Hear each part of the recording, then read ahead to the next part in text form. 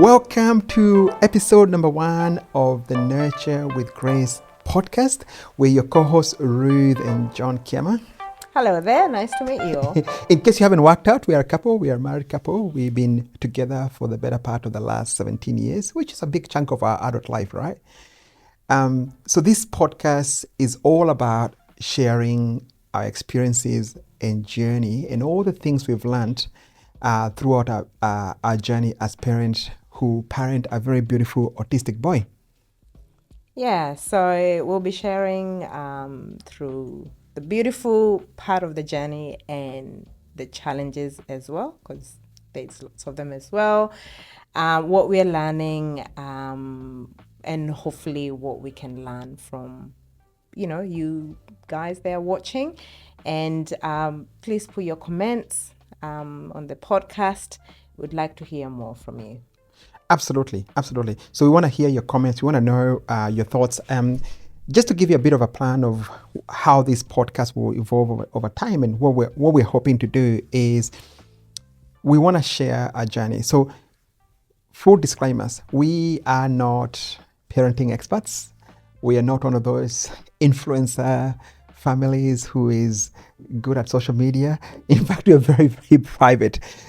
Up until we became parents of our child, Ian, we never envisioned that we were ever going to be running a podcast about parenting, let alone being autism advocates.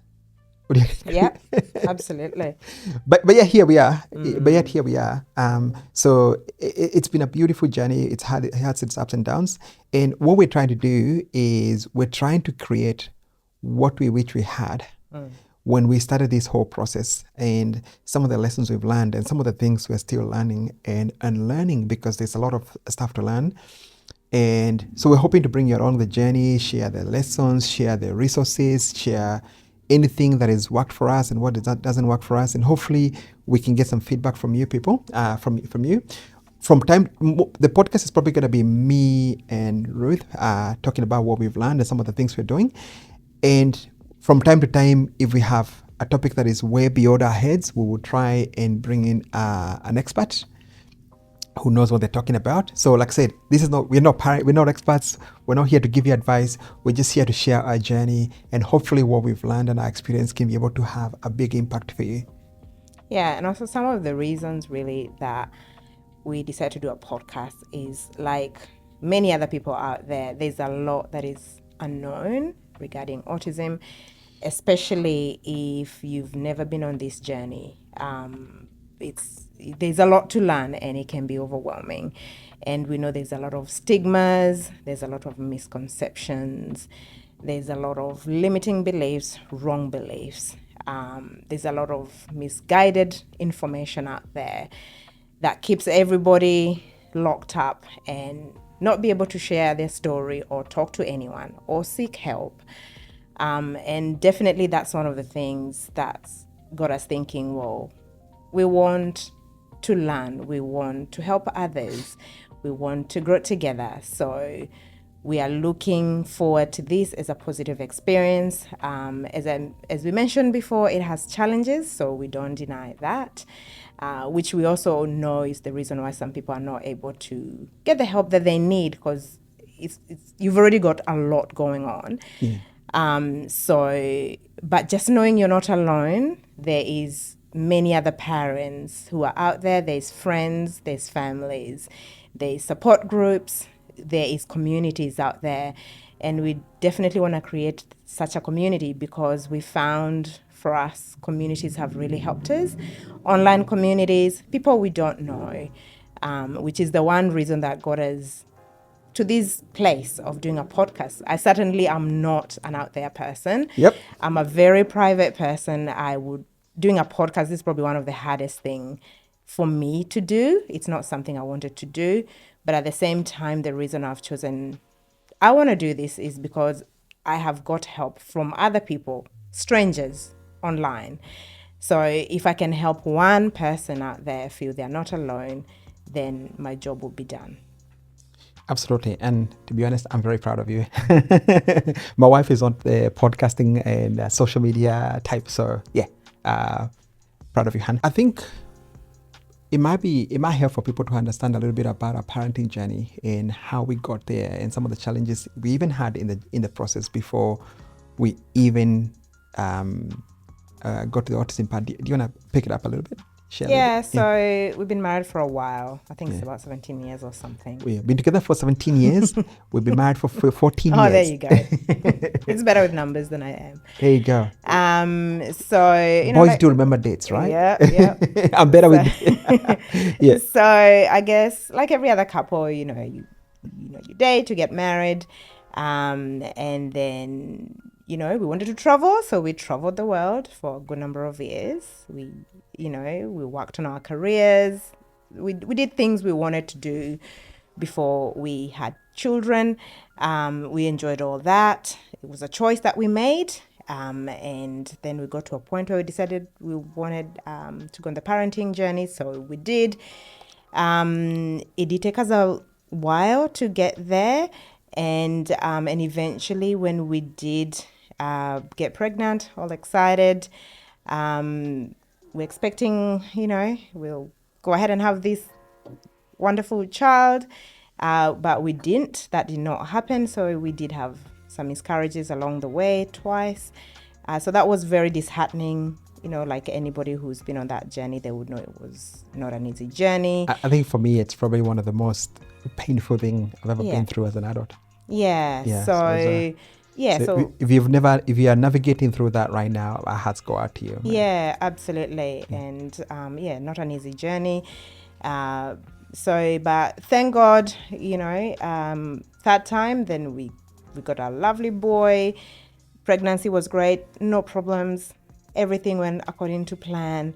And lo and behold, we got our child in 2020, COVID time, lockdown. In the middle of the pandemic babies. Yeah, absolutely. So nobody knew we were pregnant until they had a baby crying.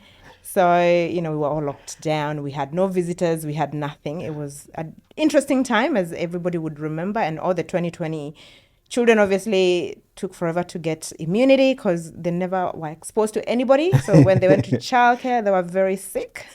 We have a term for them. They were born in captivity. That's right. That's right.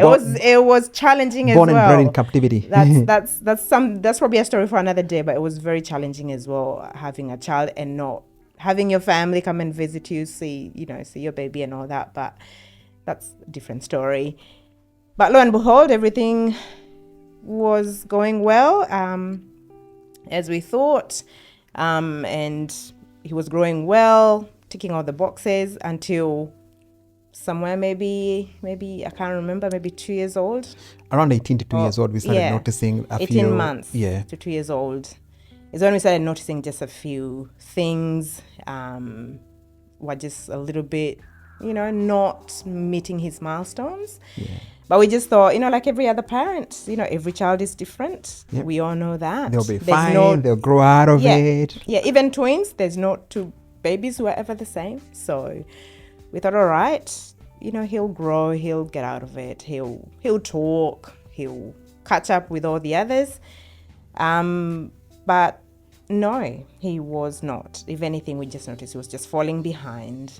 And so that's when our journey began of noticing. And we had some people along the journey as well, some friends, childcare, who noticed, and they kind of said, oh, maybe we might want to consider some interventions like speech therapy. Maybe I'll let John continue on from there. Yeah, so the childcare is the one that first of all highlighted and said, hey, I think there's a challenge here. So we thought, okay, fine, we'll do our due diligence and our parents will get speech pathology. Such an expensive process. Yeah, absolutely.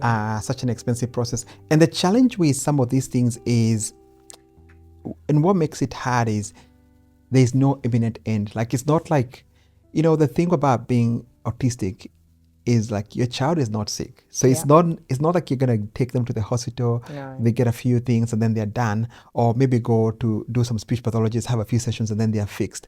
Like, they're not sick. No. Autism is not a sickness. No. They're not cured. No. Autism is just a way to describe how their brain works and how they're wired. They're just different. Yeah. And it was really hard to sort of wrap around our head that, like, if you think about it, we've been doing therapy for the better part of the last 2 years, more than 2 years. Yeah, we've been doing therapy for the last 2 years, and there is no imminent end. We could be doing it for the next God knows how long, right? So that was the first hurdle, just understanding that, the long-term nature of how this thing was going.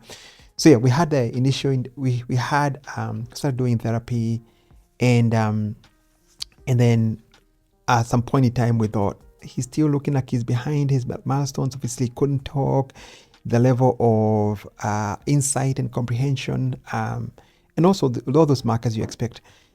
So we thought, okay, we'll get an autism assessment, and it took forever. You don't realize when you need to do an autism assessment how much the wait lists are and how expensive the process is just to get a diagnosis. How much did it cost us? A lot. Yeah, it was a lot. It was a lot of money. So eventually, after all that waiting, we finally get an assessment, and it was scary.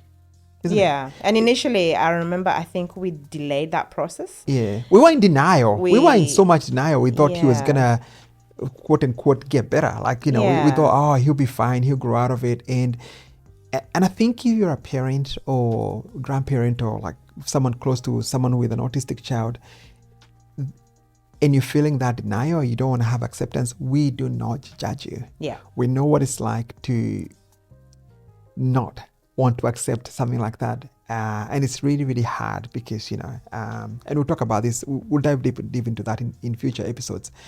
So, yeah, it was really, really hard. But, eventually we get the diagnosis. And just to mention something for, maybe some of the viewers out there.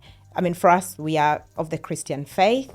So yes. we believe in God, we believe in Jesus. We prayed about it. So we prayed about it because there's some people who say, pray, maybe just pray, it'll just go away. We prayed, we fasted, we did everything as a Christian we know how to do. We've been Christians for most of our lives. More than half our lives, yeah. We know the Bible well. Yeah. And there's some people out there, we know you've been the same. Maybe you just believing, you pray, wonderful, keep praying, but please, if your child is more than 2.5 years old and they're not talking, please take your child to therapy. Even if you're not ready to go for the diagnosis, that's fine, but please take, it does help to get the diagnosis because then you do get the help that you need through companies like NDIS, because it is very expensive, as we mentioned before.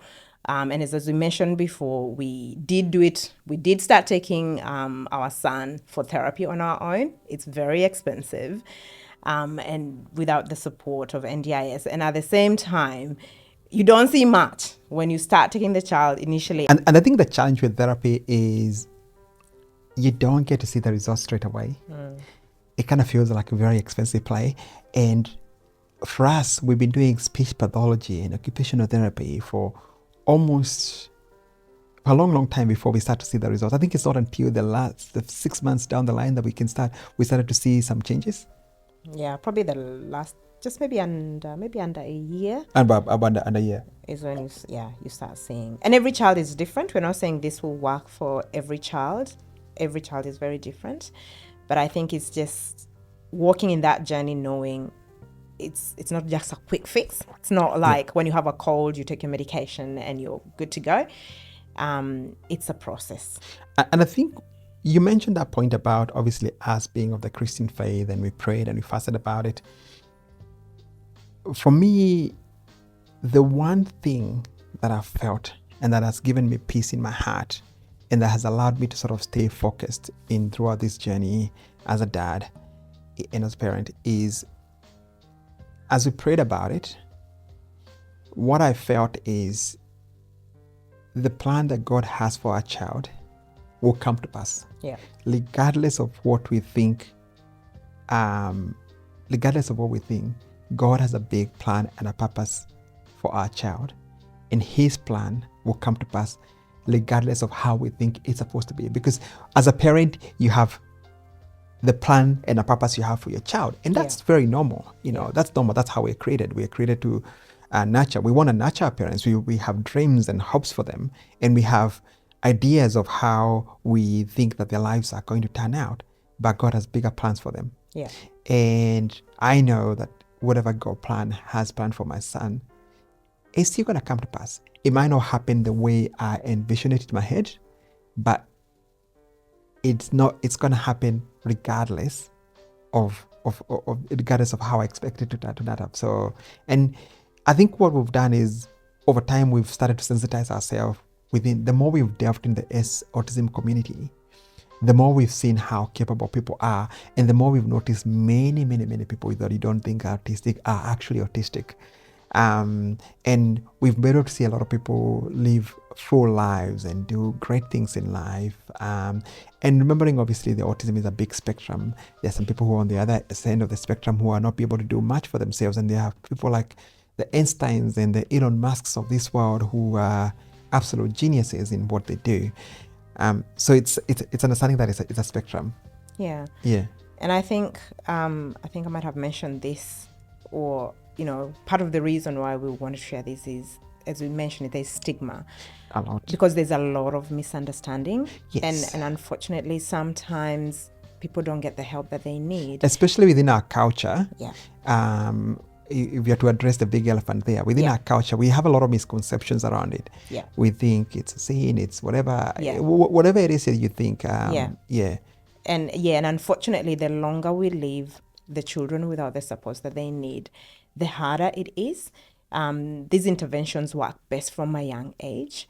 And yes, we don't know how long it's going to be, but once you're committed, you're invested, it does mean things have to change, priorities have to change. Life does look different. But for where we're at, obviously, on our journey, we started from denial to getting in that grieving process, because denial is part of the grieving process, to acceptance, which is where we're at. And as we mentioned before, we get it. Like, if you're still in that area where you're still in the grief period, it's okay. It's okay to go through the feelings. It's okay to cry about it.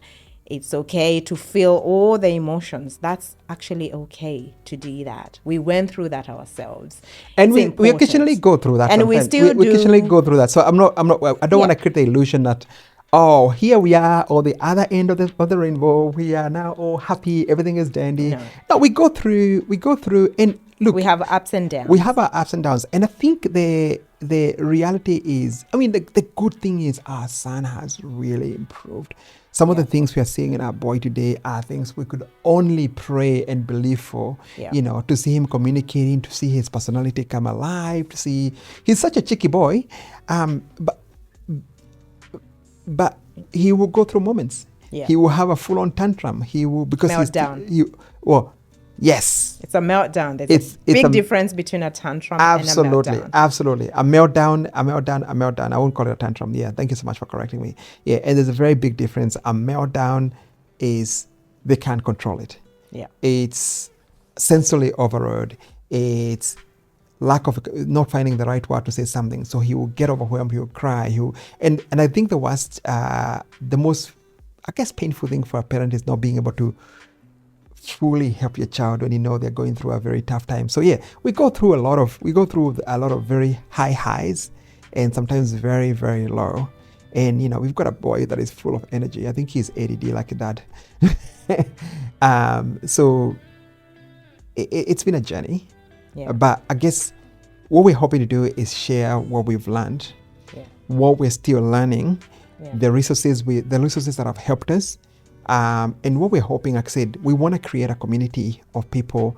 We want to be able to sort of break the stigma. We want to be able to break the misunderstanding so that parents can feel empowered. And if you're a parent, a grandparent, or a close friend of someone who has an autistic child, we want to know, we understand what you're going through. We feel you. And sometimes you feel like really down, you feel all those things, all those feelings you feel. Sometimes we feel guilty, like we're not doing enough for our children. I want to let you know that you're doing the best you can under the circumstances you have right now. And it's going to be okay. You're going to be okay. I can't promise you everything is going to be fine.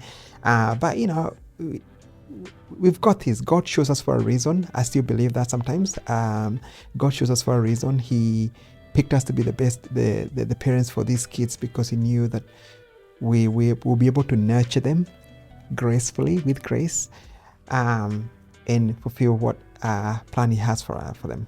Yeah, and just something to add, if your child is autistic, they're on the spectrum, they were born that way. It's not something that they wake up, a few 3 years later, they pick it up. Their brain is wired that way. And there's nothing you did. There's nothing wrong you did. There's nothing wrong you did. Because a lot of people, when they have this thing, they're like, oh, is this something I did? Did I eat something? Did I drink too much coffee? Did I run too much when I was pregnant? There's nothing you can do it. There's nothing. There's nothing you did from the research we've done. Look, research might prove us otherwise, but there's been a lot of research so far done. Yeah. It's genetic mainly. They do mention environmental, but they are neurodivergent. So the ones who are not autistic, they're neurotypical, and the ones who have on the spectrum, they're neurodivergent.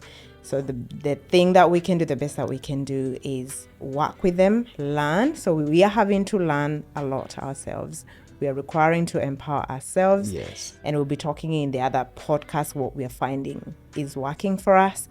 The recommendations we are learning, because that's one of the things that we did once we got to their stage of acceptance, or once we got the diagnosis, and then it's like, what next? So what do we need to learn? What do we need to do? How do we need to change our lives?